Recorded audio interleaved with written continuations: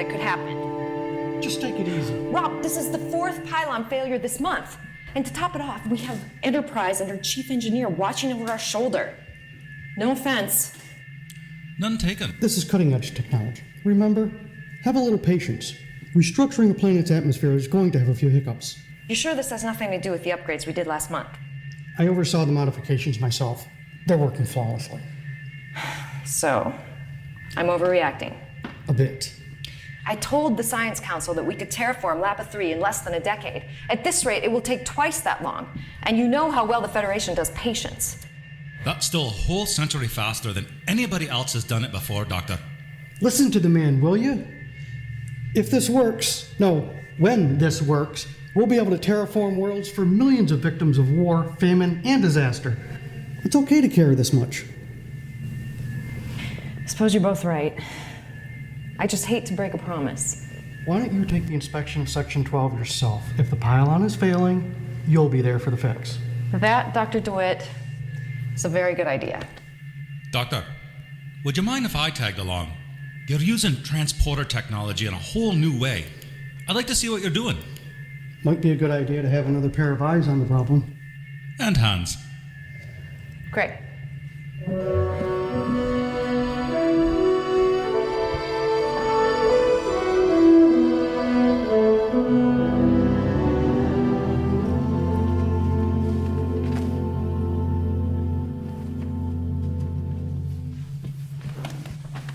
Dr. Marcus, Commander Scott, you are clear to launch. Let's get this party started. Shuttlecraft to Lapa Outpost. We're on course for Section 12 and should have inspection completed in approximately 11.6 minutes.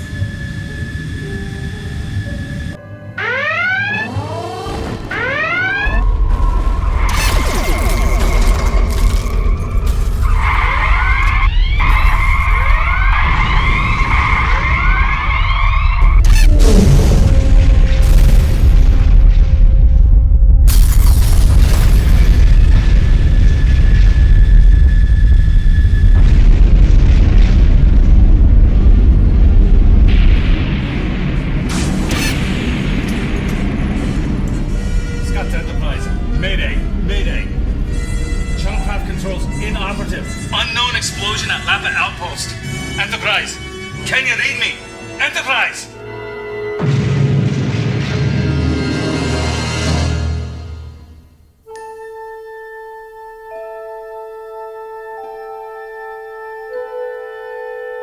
Space, the final frontier.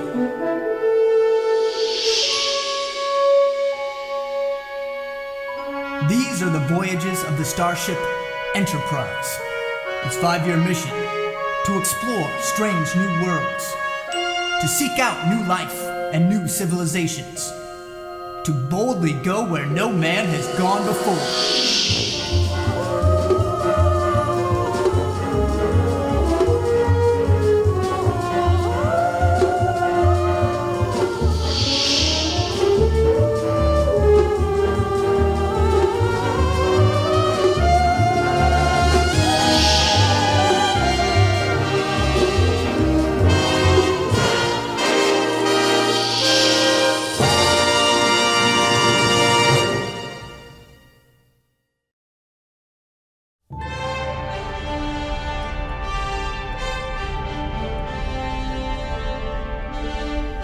Captain's log, stardate 7713.6, in orbit of Lapa 3.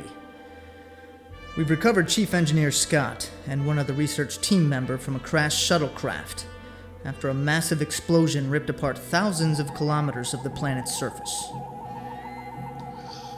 Doctor, would you quit poking at me? I feel fine. Just sit still and relax, Scotty. Your skull isn't half as thick as we think it is. Dr. Marcus? Oh, she's fine. She'll be out of here before you are. A few bruises, a mild concussion. She must be made of neutronium. Scotty, what happened? No idea, Captain. Nothing at the outpost should have went up that way. When can I speak with Dr. Marcus? Well, she'd be conscious any time now, but Jim, She's in no condition for an interrogation. Owens, we need to know what destroyed that outpost. Considering we're on the edge of the frontier, I don't know what happened. Scotty doesn't know what happened. That's why I need to talk with her.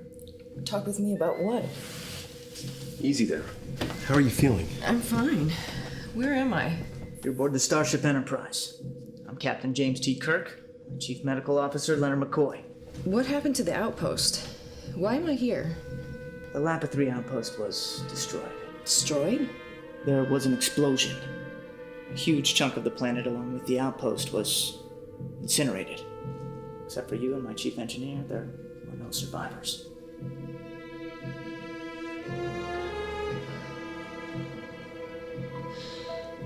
Oh my god. Dr. Marcus, can I ask you a few questions? Jim. No. It's okay. We need to do this. What do you remember? We were going to inspect a terraforming pylon. Then something... I don't remember. You crashed. About 200 kilometers from the outpost. On the backside of a mountain ridge. Otherwise you wouldn't be here. Mr. Scott sent a distress call and we beamed you aboard. You don't know what caused the explosion? Hoping you might be able to offer us some clues. Have you had any alien contact? No, we haven't had any alien activity out here. The shuttlecraft sensors were clear. That much I remember. Then we'll start the investigation as an accident. Captain, I have to be part of the investigation. I need to be. With all due respect. You aren't listening to me. Those people were my colleagues. My friends. I could have died with them, and I didn't. They're my responsibility. If Dr. McCoy believes you're up to it? If you feel confused, dizzy, or tired, I want to hear about it right away. And even if you don't, I want to see you every 12 hours. You'll be working with my first officer, Commander Spock. Captain Kirk. Thank you. I tried to think of what I'd do in this situation. I'd have disobeyed authority. I figured you were going to do the same, Dr. Marcus. Please, call me Carol. Jim.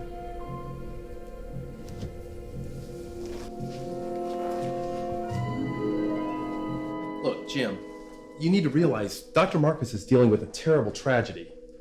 She is still in shock. No one knows the technology on Lapa 3 better than Carol Marcus. We need her. And she needs to be handled with care. She needs someone who can understand her emotional needs at this time. And you gave her Spock? Okay, I'll do it. You? Why so surprised? I'm not. Mr. Spock? Captain, I'm working on my analysis of the explosion. I need to interview Dr. Marcus. What have you learned so far? The terraforming project was designed to use modified transporter technology. Restructuring the atmosphere while assembling organic molecules from raw materials would require considerable energy. But none of the matter-antimatter reactors available to the project would be sufficient enough to vaporize 100 million square kilometers of the planet's surface. I see. As soon as you clear Mr. Scott, have him report to the bridge. He's already gone.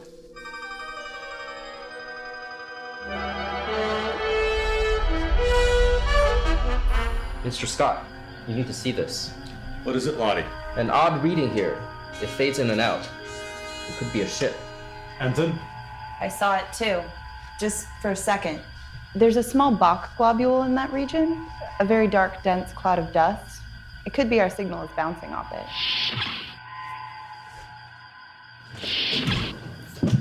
Status, Mr. Scott. All quiet till a moment ago, sir. Did we pick something up on long-range sensors? A ship? Or a sensor ghost? No subspace chatter. It's gone now. Again, a standard mapping survey of the region. If there is a ship out there, they'll think we're just getting to know the territory. Maintain course. Keep on as if we haven't noticed anything. Dr. Marcus, this is Mr. Spock, our science officer. You honor me, Doctor. Your reputation precedes you. You honor me, Mr. Spock. May I ask you a few questions about your work on Lapa 3? Of course. You used a series of matter-antimatter reactors for power, correct? A series of modified reactors. We used massive energy. Indeed. Did you modify or enhance any other components? The molecular converters, of course. That's the heart of the project. May I have your permission to run a background check on your entire project team? What do you mean by that? I need to explore all possibilities, including sabotage. I know these people. Knew those people. I trusted them with my life. Yes, and you almost died. Perhaps there is a possibility that your trust may have been misplaced. Well, that's one possibility I won't consider. Is there somewhere I can go to review the Outpost data? There's an ensign in the hall. He'll escort you to your quarters. Thank you. Now, do you think you could have handled that with just a little more tact? Tact? I did ask for permission. Spock. She's the only survivor of a disaster that killed 26 of her closest friends. And you just accused one of them of being a suicide bomber. Accused? I made no accusation. Well, I'm making the accusation that Vulcans have absolutely no bedside manner.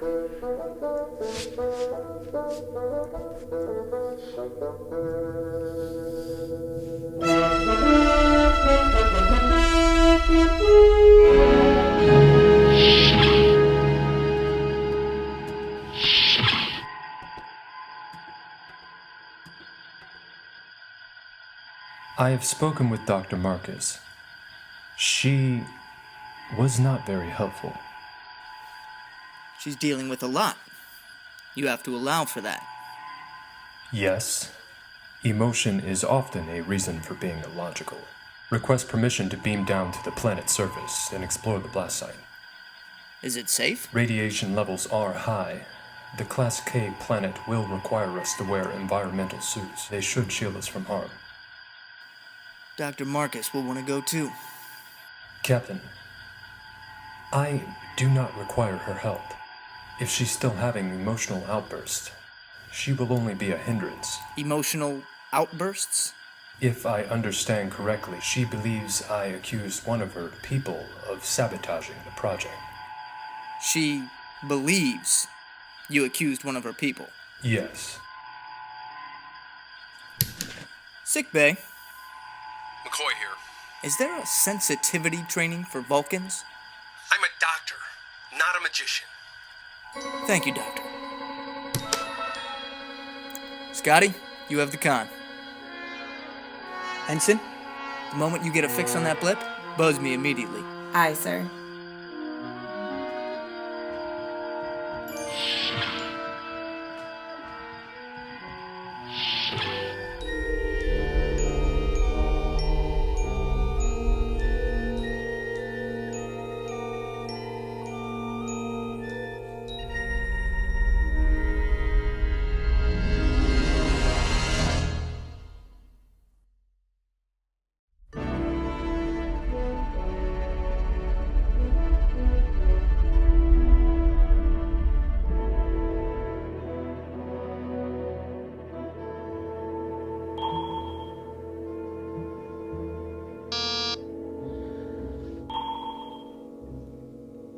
Come in.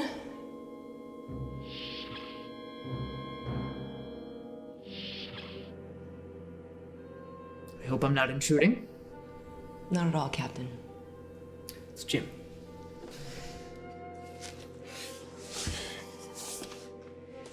I apologize for my first officer. He means well. No apology necessary. He asked the right question. I just didn't like it. Sure, I wouldn't either. In your place. See, you're studying Spock's report. He's very thorough. He's Vulcan. Yes, I noticed. There isn't much to go on. Just the data from the shuttlecraft. The outpost just exploded. Everyone dead. I don't understand. I'm going to beam down to the planet with him. He knows. He'll be okay with my presence. He won't mind my emotions. He has to deal with Dr. McCoy almost every day. Of course. When I was a little girl, I collected creatures, all kinds. Insects and lizards and mice and birds. I was totally obsessed. My mother got me a microholographic imager, the kind they use in the hospitals. I could scan and study the animals, the way they lived, breathed, reproduced, their whole life cycles. It's quite a hobby. My mom, she believed women should follow their dreams. She was right. Is that what led you to your career in terraforming? No, it was my postgraduate work on Tarsus 4. Have you heard of it? I'm afraid so. Yeah, the famine. There were too many people to evacuate, and the Federation couldn't bring enough food fast enough to feed them all. It was heartbreaking. We were there too. Too late. There was a planet that could support life in the system. They'd already started terraforming, but it would take 100 years. So I started thinking of ways to do it faster. I guess that's the mother in me. Didn't realize you had children. Oh, I don't. I'm birthing new worlds. That's the most mothering act of all, wouldn't you say? Mother is a mother still. The holiest thing alive. Samuel Taylor Coleridge. You read the classics. Only there's nothing holy about what happened on Lapa 3. Carol, listen to me. People like us, you and I, we're entrusted with authority. We have to make decisions, difficult decisions. Sometimes those decisions have risk. Sometimes people die. And to care for them, what happens to them, is part of the job too. We don't have to like it, but we have to accept it. Otherwise, we just paralyze ourselves. We have to be worthy of the trust others put in us because we have to. Sometimes it's like this.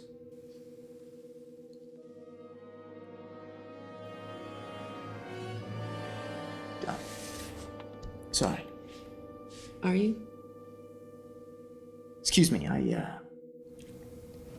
have to get to the bridge.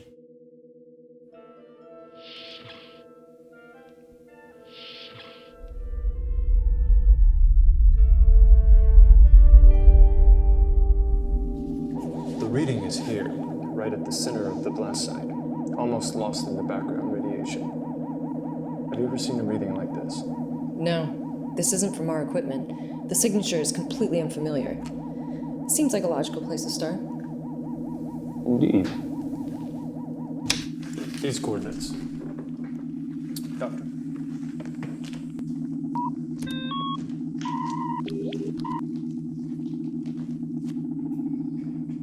Energize.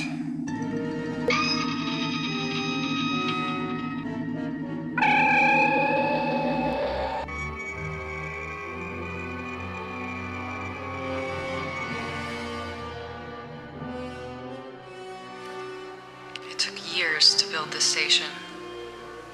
More years to bring it online. And this is all that's left.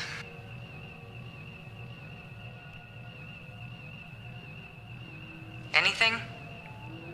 The center of the blast reached a temperature of 6,000 degrees Kelvin, vaporizing the outpost and its inhabitants almost instantly.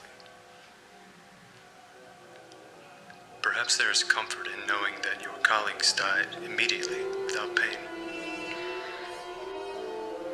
That, Mr. Spock, is a very nice try.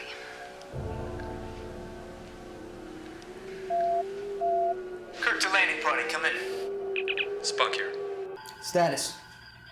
We are gathering readings in what little debris remain here on the site.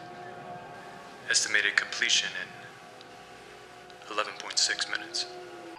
Carol, what do you make of it? I'll have a more detailed report when I get back to the Enterprise, Captain. Right now, I have work to do. Very well, Doctor. Signal when you're ready to beam up. Kirk out.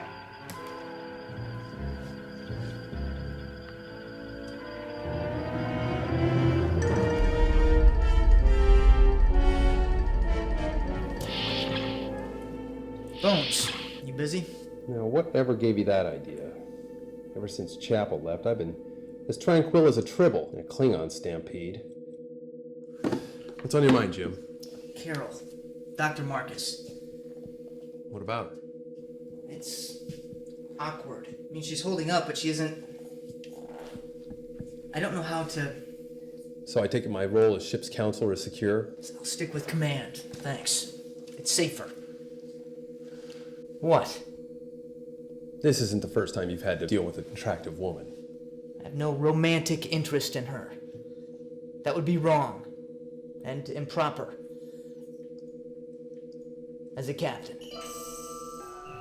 Captains. Men. Vulcans. It is understandable. You are in emotional turmoil. This makes you prone to negative responses, even when others are trying to comfort you. You make it sound like a stomachache. Just a touch of emotional turmoil. It is a condition common to humans. Vulcans don't feel pain? That would be inaccurate. The disciplines involved in the management of the physical processes experienced as emotion make it possible to minimize the actual expression, resulting in what you perceive to be a kind of stoicism. Unfortunately, it would take several lifetimes for a human to achieve even a level of adequacy. Mr. Spock.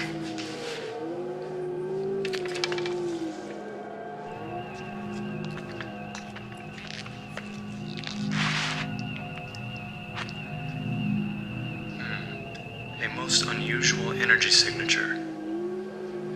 It appears to be the source of the anomaly. This isn't anything of ours. Radiation is within tolerable levels.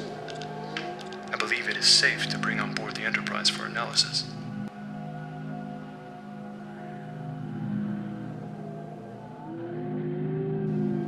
Spock to Enterprise. Prepare to beam up too. She's passionate. Smart. Attractive. Sure, I've noticed those things, but she's also unique. Oh, I agree, but that's not what I meant. Kirk here. Sir, the landing party is ready to beam up. Thank you, Uhura. I'll meet him in the transporter room. It's Kirk out. Excuse me, Doctor. Jim.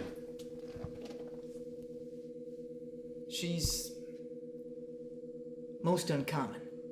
That's all.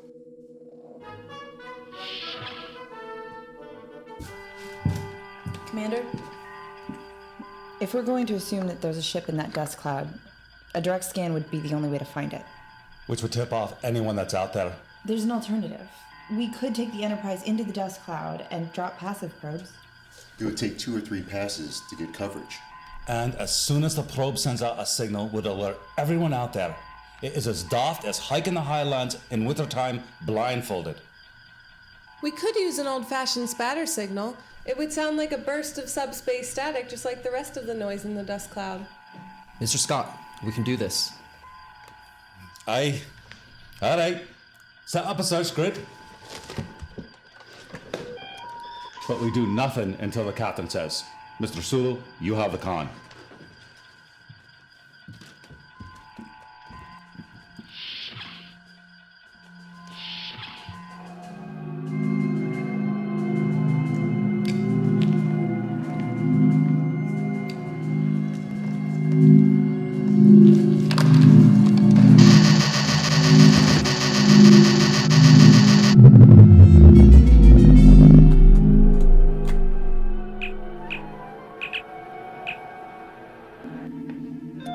What's happening? I lost the lock. I've never seen a reading like that before. There's one communicator signal, very faint, but I can lock on. Beam that person up.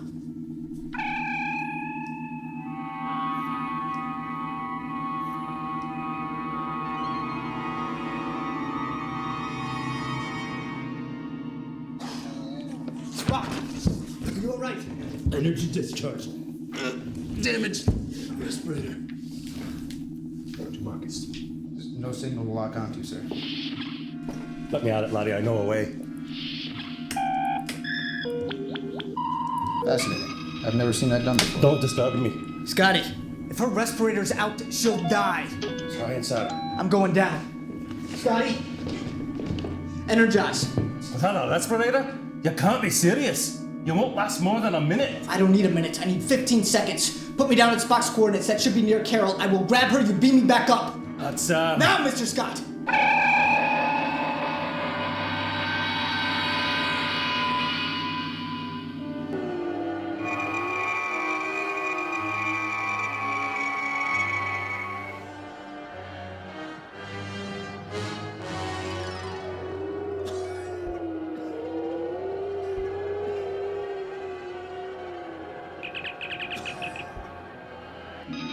Energize. Already doing it, son.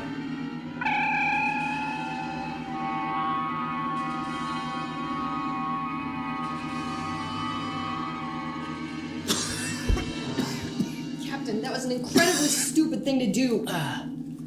You're welcome. Take it you two found something. Debris from the outpost with an unknown energy reading. Very good. Captain. I'm fine, Spock. Carry on. Jim, thanks for coming after me. We need to find out why we lost that transporter lock on you. We don't want to lose you again.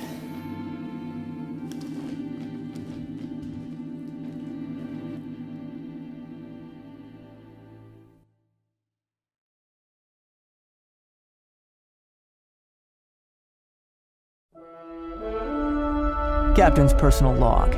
After a close call on the planet's surface, I think it's time for a breath of fresher air.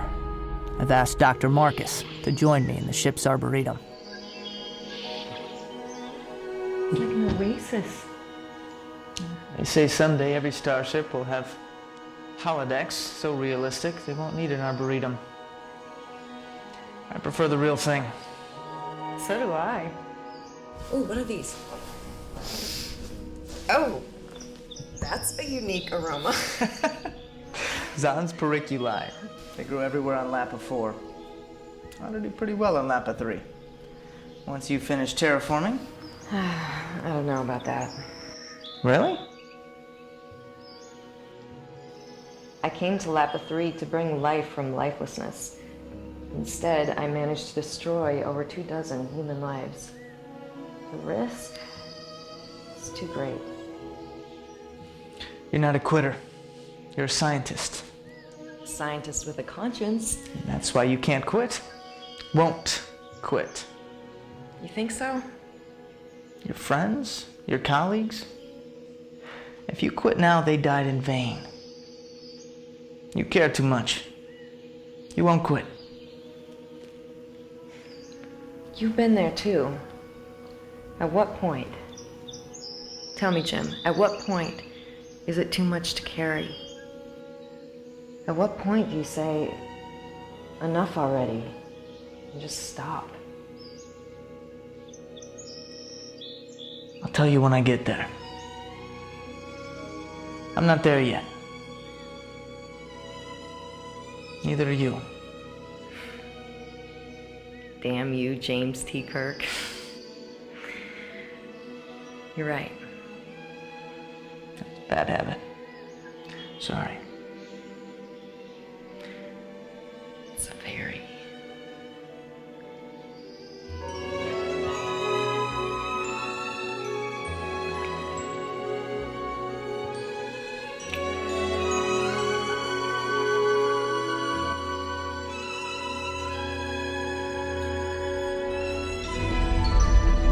First Officer's Log, Stardate 7716.8. We remain in orbit around Lapa 3.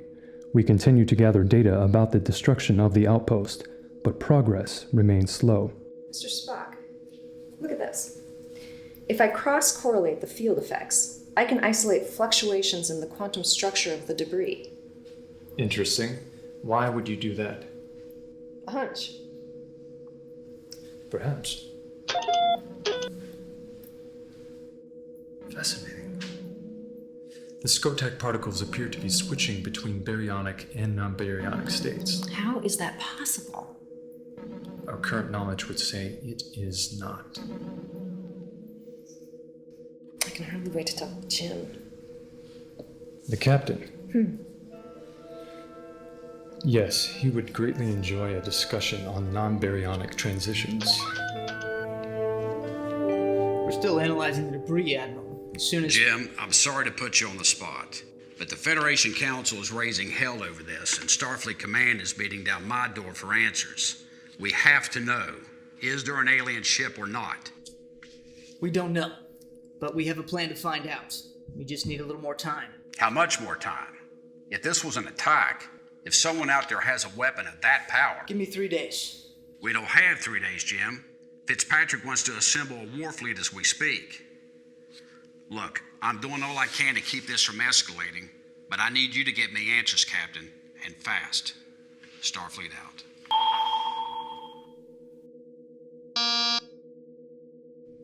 Enter. I have some news. Could use some good news. I don't know if it's good news. It's just that it's the Skotak particles. They're showing up as warbling variables, and that shows up as baryonic fluctuations. You've been spending too much time with Mr. Spock. The point is, I think we've isolated the energy signature. Are you hungry? No, I just ate 9 hours ago. Maybe we should have dinner? That's a good idea. Yes, it is. So, I agree. Yes, me too. We're not going to dinner, are we? Not yet.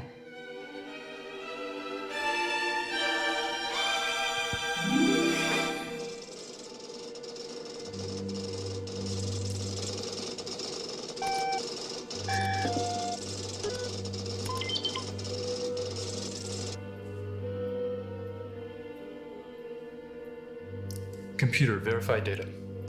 Verified. Encode to disk. Working. Spock to bridge. Has the captain arrived yet? Bridge here. Not yet, sir. Thank you, Lieutenant. Please notify me when he does.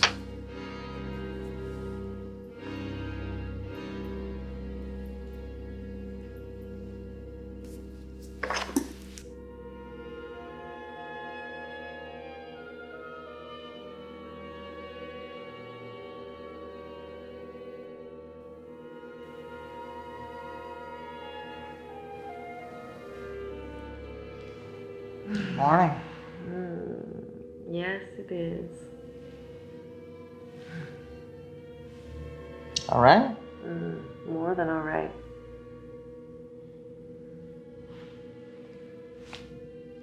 Is that the wrong answer? No. That was the right answer. Then what's the matter? This ain't the academy. It's not any of the books. They don't teach it in any of the classes. Not officially. It's just one of those things you learn from listening. Captain's chair is the loneliest chair in the universe. And once you sit in it, it changes you. And you're thinking of this because? Because I'm beginning to realize just how right they were.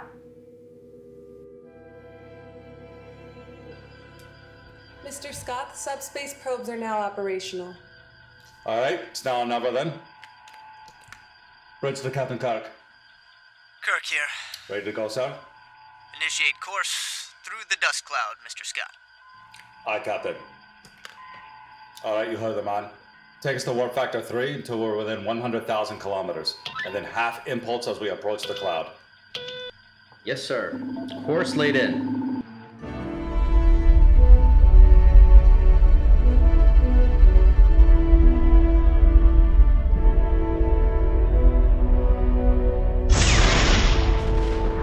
We should arrive at the dust cloud in 37 minutes, sir. Passive sensors standing by. Understood. Let's cover this search pattern quickly and quietly, on tiptoes if necessary. Like a leaf on the solar wind, sir.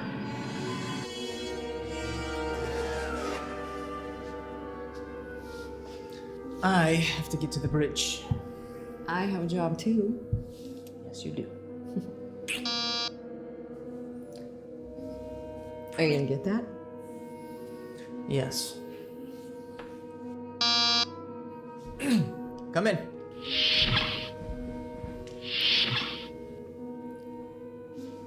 I did not mean to intrude. I was just headed to the bridge. What's on your mind? I believe I know what caused the explosion on Lapa 3. Well? Captain, with all due respect to Dr. Marcus, you may want to hear this alone. She has a vested interest in this too, Spock. Let's hear it. Very well. As we suspected, the explosion did not occur in the Outpost reactors. It came from an unintended standing wave from the terraforming system's main pattern matrices. There was an interaction and an unpredicted phenomenon. I don't understand. The pattern matrices focus the arrangement of molecules. There's no way it could cause an explosion. Correct, Doctor, except the debris we recovered from the planet's surface was contaminated with protomatter, sir. Proto-matter? Protomatter is a theoretical vestige of the birth of the universe. It is highly unstable. It fluctuates at the quantum level between matter and antimatter states. And if they came into existence at the same moment, it would cause an explosion. One big enough to destroy the outpost and a huge chunk of the planet's surface. No. It isn't possible. We couldn't It have. was always a possibility, Doctor. A possibility that you yourself acknowledged in the theoretical basis of the entire project. A possibility so beyond the realm of probability, it was statistically insignificant. Nonetheless, the experiment created protomatter, and the protomatter was unstable. I want to review your data. Of course, though you will find no errors. Of course not. Vulcans are incapable of being wrong. No, Vulcans are unwilling to be inaccurate. The more important question now, sir, is whether or not the protomatter was created intentionally. If it was not an accident, then it was sabotage. Okay, that's enough. Mr. Spock, I want you to let Dr. Marcus review your work. I assure you my work is most thorough. That is not why she needs to see it. She is the expert here. She needs to see it. Do you understand? Clearly, sir. Dismissed. Thank you, I think. You're welcome. Now, I need to get to the bridge.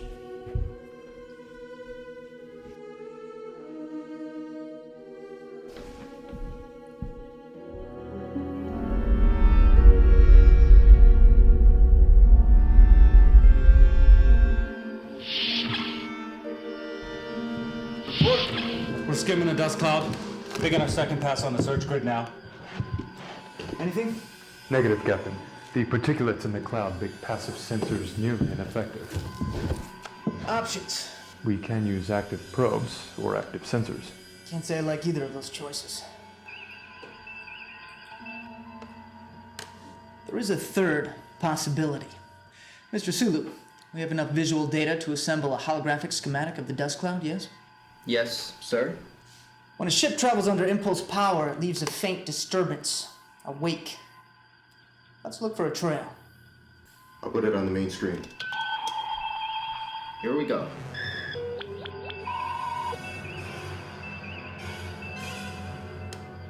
There it is. Mr. Sulu, intercept.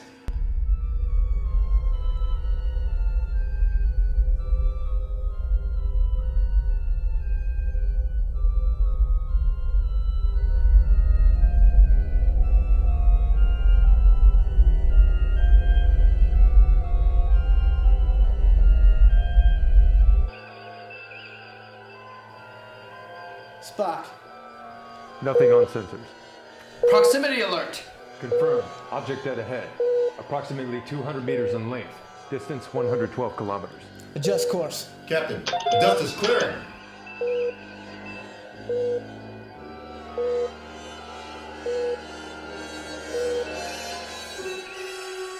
Open hailing frequencies. Hailing frequencies open. Alien vessel. This is Captain James T. Kirk, the Federation starship Enterprise. We are not hostile. Please identify yourself. Keep sending that out. She's charging her weapons. Prepare to engage? No. Sulu, get us out of here.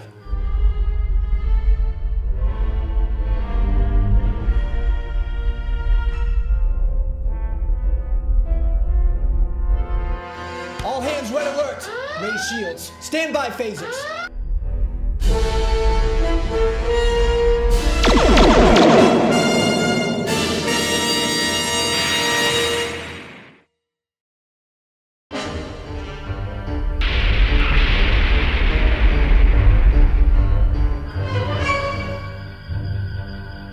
Low-yield photon torpedoes. No damage. They could fling those at us all day long. They won't scratch our shields. Not outgunned. Let's try again. Open hailing frequencies. Hailing frequencies open. Alien vessel. This is Captain James T. Kirk, the Federation starship Enterprise. We are not hostile. We are on a research mission. Please identify yourself. No response, sir. Hell. Bring us into firing position. And give me one short phaser burst, the leading edge of their shields. Don't hurt them. Just shake them up.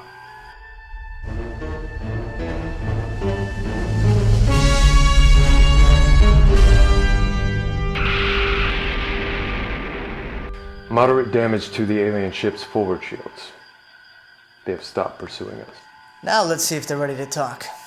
Open frequencies. Channel open, sir. Alien vessel. This is Captain James T. Kirk, the Starship Enterprise. We represent the United Federation of Planets. We owe you no explanation. We have the right to defend ourselves. We are not hostile. Who are you? Identify yourself. Your Federation has been working to transform the environment of the third planet. That is a hostile act. We were not aware that anyone laid claim to this world. You didn't ask. They do have a point. Our mission is to explore, to seek out new life and new civilizations. Our mission is to discover and learn. There's much we can learn from each other. Can we be partners in discovery? Where is the profit in that? Excuse me? Captain, we are not interested in discovery. We're not interested in friends. We have the best friends money can buy. We're interested in commerce. We are traders. We are the Ferengi. Then I propose we negotiate a trade zone. A trade zone? The Federation is interested in profit as well. Perhaps we can make you an offer you can't refuse. Captain Kirk, your people are well aware of our commercial interest here. We've already conducted trade with them. We aren't aware of any trade with our peoples. Then I should advise you that the only thing more expensive than a question is the answer. He's cut off the channel, sir. Stand down from red alert, but maintain yellow for now. Mr. Spock?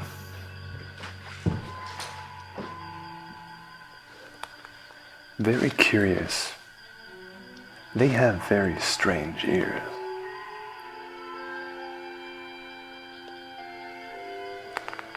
Is he telling the truth? Is there any record of Federation contact with an alien species out here? None that I'm aware of, sir. But I can see no tactical advantage in claiming trade agreement when none exist. Which means there's only one group they could have done business with. Team on Lapa 3. Jim, if that is the case, it is highly unlikely that Dr. Marcus knew nothing about it. That is not logical. No, really. That is not Dr. Marcus. I assume you have evidence? I'll talk to her. Ferengi? What the hell is a Ferengi? They say they were trading with humans. The only humans there No! were... Impossible! Then who?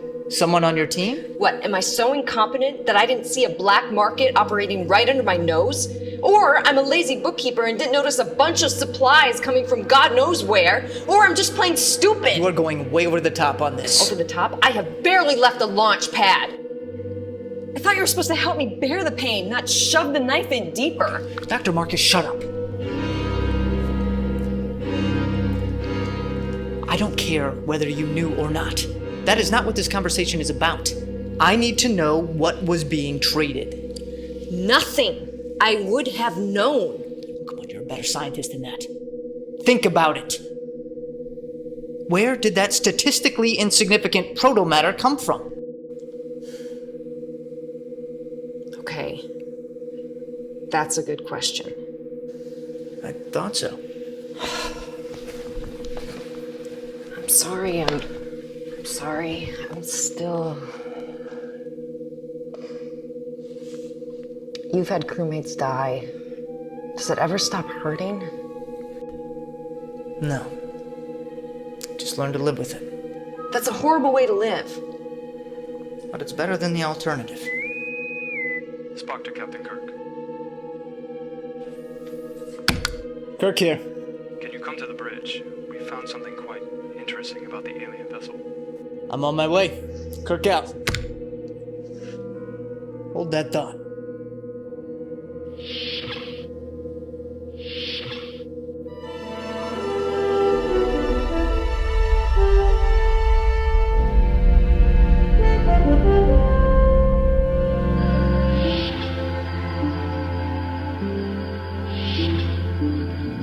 Please tell me you have something for me. Ensign Solgard and I have completed a full sensor sweep of the alien vessel. The ship's technology is on par with the Federation's, but we did detect one anomaly. I found residual traces of protomatter in the vessel's cargo hold. Of course. Sabotage is not a logical possibility. It is not profitable to kill your trading partners. On the other hand, if you don't trust your trading partners, you might not give them the part of the manual that says, don't blow yourself up. We know from Mr. Scott's report that the terraforming team was behind schedule. A business transaction to enhance their transporter matrices would seem logical. What did they trade for? We're up. Hail the alien vessel. Call Dr. Marcus to the bridge. Channel open, sir. Alien vessel. This is Captain James T. Kirk. Yes, Captain. You traded protomatter technology to the team on Lapa 3. What did you trade for? We don't violate the confidentiality of our trade partners. Even after they're dead? That's regrettable. But yes. We would like to arrange a trade zone. We think you will find it as profitable as we would. That's a fair assumption. The price of continued negotiations is information. A moment.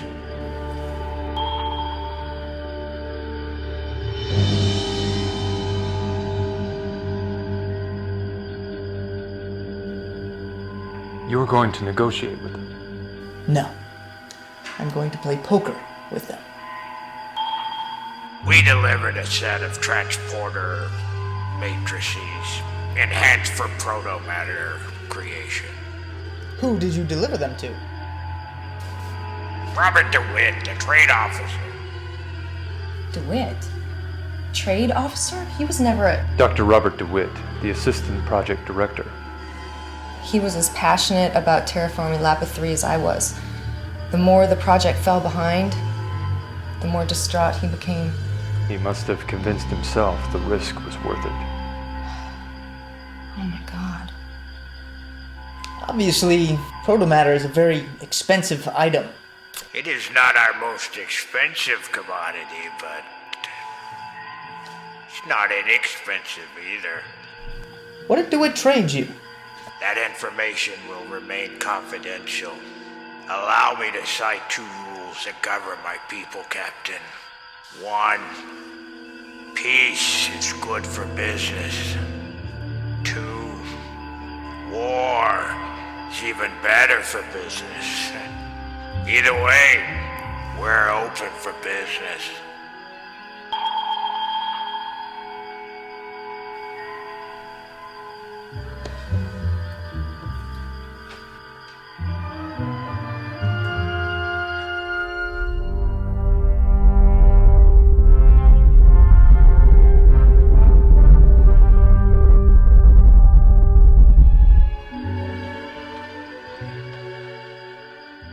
I'm sorry I yelled at you. Thank you for finding out the truth. That's all any of us wanted. Does it help? A little. But I feel so empty without my work, my friends. Can't know how you feel. But with the Enterprise, I think I'd feel the same. And it will never go away. You said so yourself. Carol. I'll be okay. I'm gonna start over. What we learned from the explosion, I know how to do it now. I know how to make it work.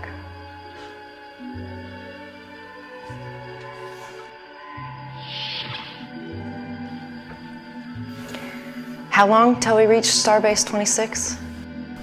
3 days. 3 days.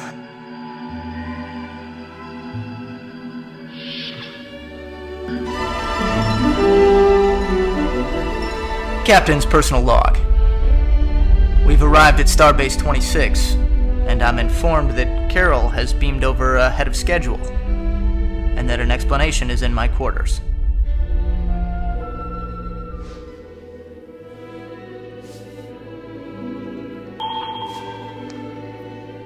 Jim, the time we've had together has been great. No, something more than great. It's been very special. But you're committed to your ship, and I'm committed to my work. And there will come a time when one of us, or both of us, has to choose. And you must choose your ship. You can't choose anything else. I've begun a new approach to terraforming, the genesis of something totally new. And I can't stop now. You said so yourself. I owe it to my team.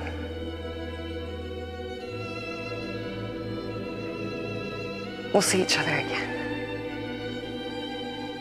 I promise.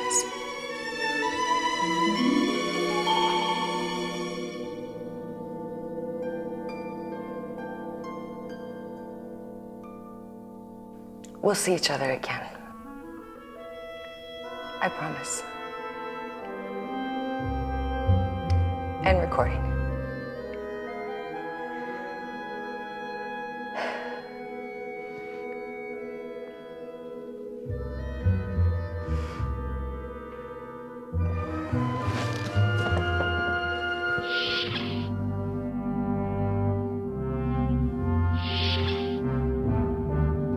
Thanks for everything, Scotty. All right, Loss.